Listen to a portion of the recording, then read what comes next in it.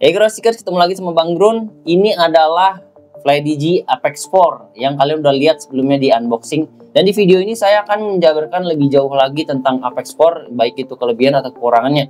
Jadi di sini saya netral, nggak ada badut-badutannya. Tentunya saya akan membahas kelebihan dan kekurangan dari Apex 4 ini melalui sudut pandang saya sendiri. Sebelum saya mulai, silahkan kalian subscribe dulu buat yang baru pertama kali datang ke sini supaya kalian nggak jadi badut. Karena channel Ground6 sudah dinobatkan secara garis besar oleh para penonton sebagai channelnya gamepad. Jadi kalau mau yang pasti-pasti aja, subscribe channel ini. Yuk, Apex 4. Yang pertama mau saya kasih tahu ke kalian adalah FlyDigi Apex 4 itu menang 100% di penampilan. Baik itu dari sisi desain, dari sisi pewarnanya pun mereka berhasil membuat yang plastik menjadi terlihat premium. Dan di sini sendiri FlyDigi memilih tema outer space, di mana udah mutlak keren banget. Ada kombinasi warna putih, ada warna silver, dan ada warna biru. Terus sama ini Groundseekers, gimmick yang sangat perlu dicontoh oleh banyak brand, yaitu memberikan user kebebasan untuk mengcustomize gamepad itu sendiri yang mudah seperti ini. Jadi di sini mereka memberikan extra tag untuk kalian coret-coret menggunakan pin yang juga udah disediakan oleh mereka supaya kalian bikin gamepad ini terlihat lebih you gitu. Di sini saya mencoba memberi nama label saya sendiri tentunya, Bang Drone. Dan dengan adanya personalisasi seperti ini, kita tuh kayak berasa bangga gitu Groundseekers punya gamepad yang seakan-akan itu dibikin khusus buat kita sendiri.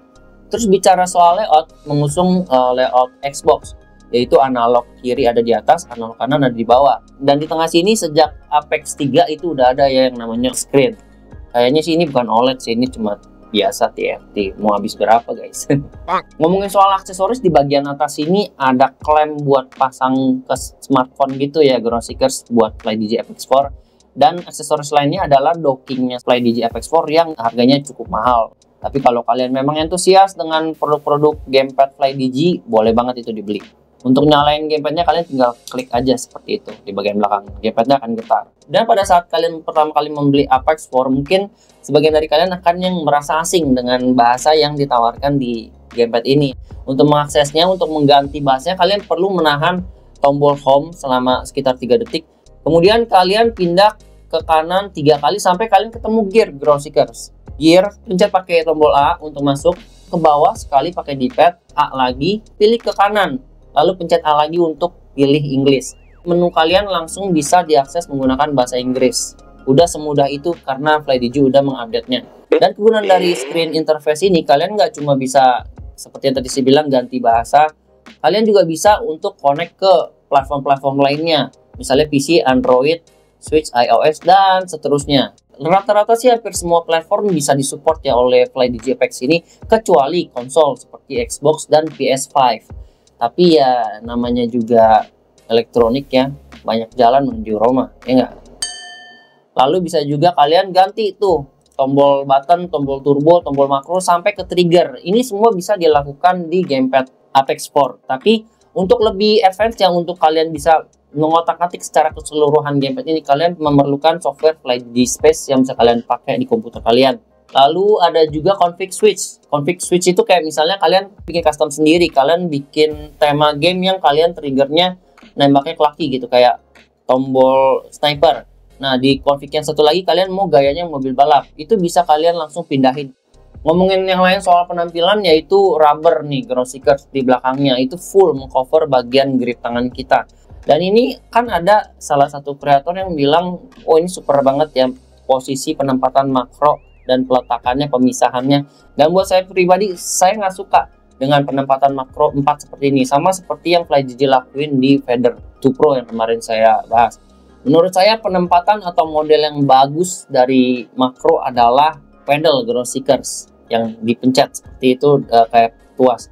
Itu pun seharusnya interchangeable, bisa dicabut, dan itu nggak tersedia di Apex 4 ini. Untuk bumper juga termasuk perfect Groundseekers, apalagi kalian yang rewel nih bagian sini, ini semua bisa ditekan dengan sangat nyaman. Bumper tactile, XYAB tactile, tombol start select, menu semua tactile, dan termasuk D-padnya Groundseekers. Ada dua yang mau saya bicarain di sini soal tactile, yaitu XYAB dan D-padnya. Untuk action buttons, terus terang saya juga lebih pro kepada membran. Saya lebih suka tombol XYAB yang membran. Saya pernah nyobain yang punyanya Razer XYAB mekanikalnya itu perfect ground seeker. Tapi di Apex 4 XYAB-nya si Apex 4 ini udah selain goyang, tendangannya juga masih membal, agak benyek-benyek gitulah. Lampunya habis ternyata guys. Oke, jadi saya tadi habis otak-atik ya sembari nunggu ngecas. Saya cari screen idle buat si Apex 4. Kalian bisa cari tuh di internet, gampang banget customize-nya melalui software FlyDigi Space. Dan ini saya ketemu ukuran yang pas nih ground seekers. Yuk kita ganti lagi. Jadi balik lagi ke yang tadi, kalau saya disuruh milih antara mau pakai action buttons tactile ataupun action buttons membran, saya tentunya akan lebih pilih membran ground seekers kalau untuk action buttons. Terus Apex 4 sendiri juga nggak replaceable XYAB-nya action buttons-nya, jadi kalian udah terima begitu aja untuk mechanical buttons-nya. Untuk D-pad-nya bisa dicabut ground seekers. Kita cabut ya. Seperti ini. Kalau D-pad saya agak agree ground seekers untuk dia pakai feedback tactile. Jadi kurang lebih sama seperti personal preference ya, kayak si action buttons ini ada yang suka mechanical, ada juga yang suka membran. Tapi kalau untuk D-pad saya oke-oke aja sih membran ataupun tactile feedback.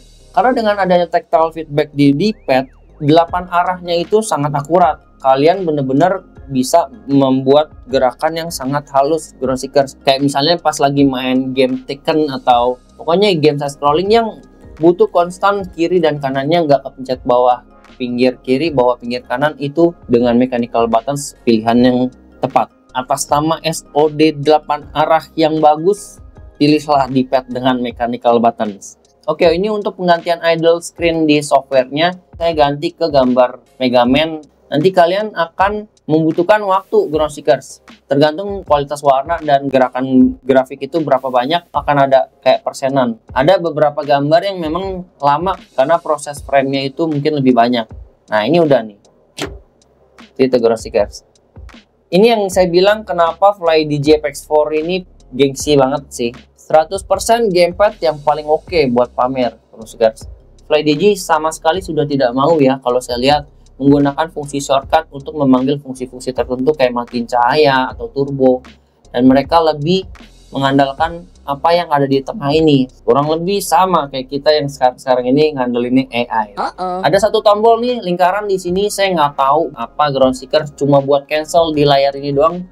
LED lights ya, LED light ini yang nggak ada shortcutnya, saya nggak ketemu, cuma bisa dilakuin di software. Dan yang pasti sangat disayangkan tombol circle ini nggak bisa terdeteksi.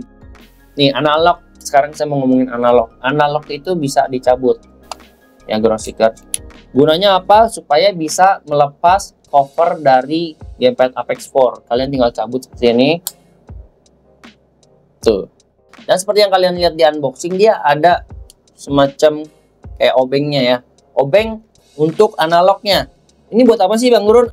Untuk tension dari si analog. Jadi kalau misalnya kalian merasa terlalu enteng, dia bisa diatur di sini. Tapi sejujurnya saya pribadi, setelah saya tuning, saya coba otak-atik, memang terasa sedikit lebih kekontrol gitu ya kalau semakin berat. Tapi gimana pun juga pada saat kalian pakai buat main game, itu udah jadi hal yang di luar kendali kita. Untuk kontrol kita udah pasti mainnya tuh udah brutal aja. Feelingnya kayak gimana tuh udah hampir tidak terasa. Selain tensionnya itu nggak terlalu berasa buat saya agak nggak paham kenapa FlyDigi membuatnya seperti ini, sehingga setiap kali kita mau naik turunin tension itu harus membuka case-nya. Agak repot sih menurut saya ground seekers. Dan kembali kepada analognya si Apex 4, teknologi apa ini? Ini adalah teknologi yang menurut mereka self-developed dan juga menggunakan metode atau kerangka yang berbeda, sehingga FlyDigi bisa menyatakan bahwa ini konsep self atau developed by mereka sendiri. Di sini tuh ada bentuk tertentu ya yang dibuat khusus supaya kalian tidak salah pasang. Jadi pada saat kalian memasang, kalian juga harus perhatiin doh ya ground seekers, jangan sembarangan pasang. Kalau nggak ntar kepasangnya nggak bener. Dari yang saya udah cobain sih nggak ada masalah sih ya ground seekers dengan analognya. Memang analognya seharusnya sudah menjadi self development yang oke bagi FlyDigi dan untuk para penggunanya. Untuk pemasangannya sendiri juga sangat mudah. Analognya si FlyDigi Apex 4 bahkan nggak ada suara friction atau gesekan sama sekali ground seekers. Ini sih memang teknologi analog FlyDigi oke banget. Terus kalau kita bandingin sama analog anti-drift gamepad lain, memang analog punya si FlyDigi ini agak berbeda. Akurasinya itu lebih bagus daripada anti-drift yang lain. Dan benar-benar cepat menyesuaikan dibanding gamepad lainnya. Cuma ini tidak biasa dengan adanya teknologi terbaru development dari si FlyDigi, teknologi mereka jadi aneh. Persis seperti trigger brand lain yang saya pikir itu adalah masalah. Ternyata di FlyDigi Apex 4 malah analog kayak begini bunyinya. Oh ya, ini suaranya dari tactile buttonnya si FlyDigi Apex 4 ya. Dan ini untuk di padnya. Oke, sekarang kita akan ngomongin triggernya Ground Seekers. Triggernya ada 4 mode sebenarnya pada dasarnya, yaitu yang basic. Kemudian nanti ada lagi yang versi sniper. Sniper itu kayak kalian pakai pistol, kalian cekluk.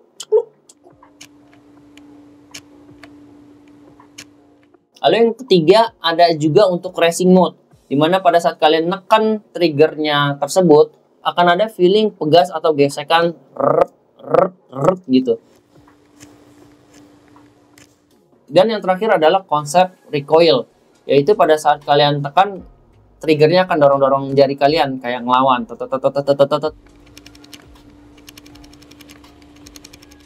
Saya udah cobain keempat model triggernya ini dan memang pada dasarnya seru, sama seperti apa yang dimarketingkan, dipromosikan oleh FlyDigi. Dan secara tertulis memang pada saat digunain di PC, trigger si Apex 4 mendukung atau adapting dengan game yang kalian mainkan. Nggak semuanya, tapi saya sempat cobain di game terbaru yang kemarin ini keluar, yaitu The First Descendant. Di game itu pada saat saya masuk ke dalam map, kemudian saya pindah-pindah kanan kiri untuk cari pilihan atau menu, gamepadnya bergetar kanan kiri secara halus, Ground Seekers. Dan ketika ada tembakan, nggak cuma trigger yang bergetar, tapi juga kedua si rumble. Itu kalau gamenya disupport dan triggernya adaptif. Lain cerita ketika kalian melakukan config sendiri. Kita ambil contoh kalian main game Cyberpunk. Senjatanya itu kan bisa diubah-ubah dari pistol, shotgun, dan something lah ya.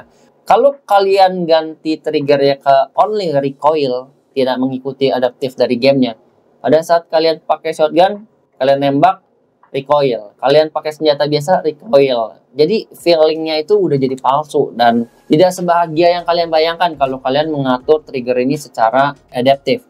Seperti ini memang sebenarnya lebih bagus dipakai di konsol yang udah memang ada di support di game itu sendiri. Kalau untuk saya sendiri sebagai pemain PC, adaptive trigger ini hanya untuk senang-senang aja, Ground Seekers. Karena ujung-ujungnya saya akan kembali juga kepada trigger biasa karena saya pemain PC. Kalau pada saat game yang memang support, yaitu ibarat anggapnya rezeki gitu ya, dapat getar tambahan dan feeling-feeling tambahan lah dari trigger dan si vibrationnya.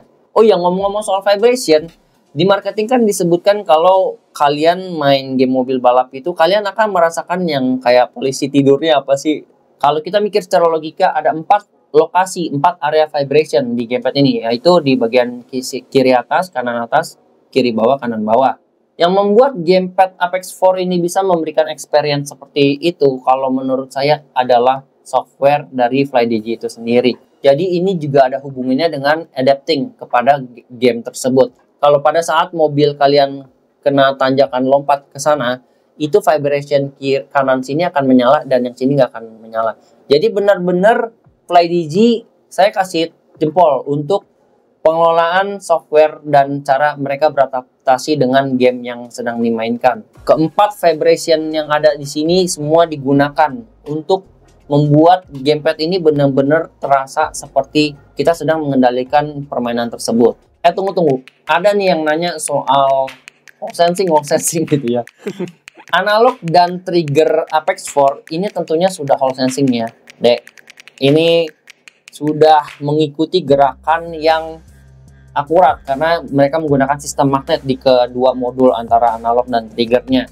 Dan sebelum saya lupa nih, kemarin mana tuh yang ngomong circularity error 0 itu perfect ya. Saya kasih tahu Ground Seekers. Nih, Apex 4 circularity error 8%-an, sekitar 7-9%.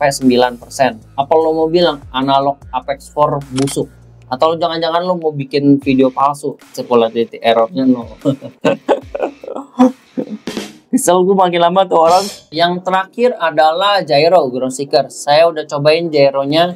Gyronya ini harus diaktifkan melalui software pada saat pertama kali. Bisa pakai konsep apapun di situ. Bisa kalian tahan, bisa kalian pencet sekali, kemudian pencet sekali lagi untuk matiin, ataupun aktif hanya pada saat kalian tekan. Misalnya kalian aktifin gyronya tuh di L sini, kalian goyang-goyang, dilepas mati seperti itu. Dan apakah gyro ini bisa dipakai Bang Grun di hampir semua platform? Contohnya ya kita pakailah di Android atau di iOS. Tentu bisa ground seekers karena dia udah based by software dan dia udah diperintahkan ke dalam salah satu tombol. Oke, jadi kalian tadi udah menyaksikan apa-apa aja yang menurut perspektif saya yang bagus di Apex 4 dan yang tidak terlalu oke menurut saya. Dan kesimpulan saya di sini FlyDigi Apex 4 sebenarnya cocok lebih ke orang-orang yang lebih suka kerumitan, lebih suka gengsi, karena harganya ini nggak biasa ground seekers, harganya 1.900.000 dan itu yang dinyatakan oleh FlyDigi kalau mereka berani jual harga segitu karena mereka berani mempertahankan kualitas. Akhir kata, terima kasih ground seekers sudah menonton videonya. Sekurang lebihnya kalau masih ada yang belum terjawab, kalian bisa ketik komen di bawah. Kasih like kalau kalian suka sama video ini dan merasa terbantu dengan video ini. Dislike kalau kalian nggak suka, nggak masalah. Haters itu saya tahu banyak. Share ke teman-teman yang lain supaya mereka juga mendapatkan informasi yang sama seperti kalian untuk gamepad FlyDigi Apex 4 ini. Kita akan ketemu lagi di video ground seek yang lain. Ciao. Good job FlyDigi. Once again, good job.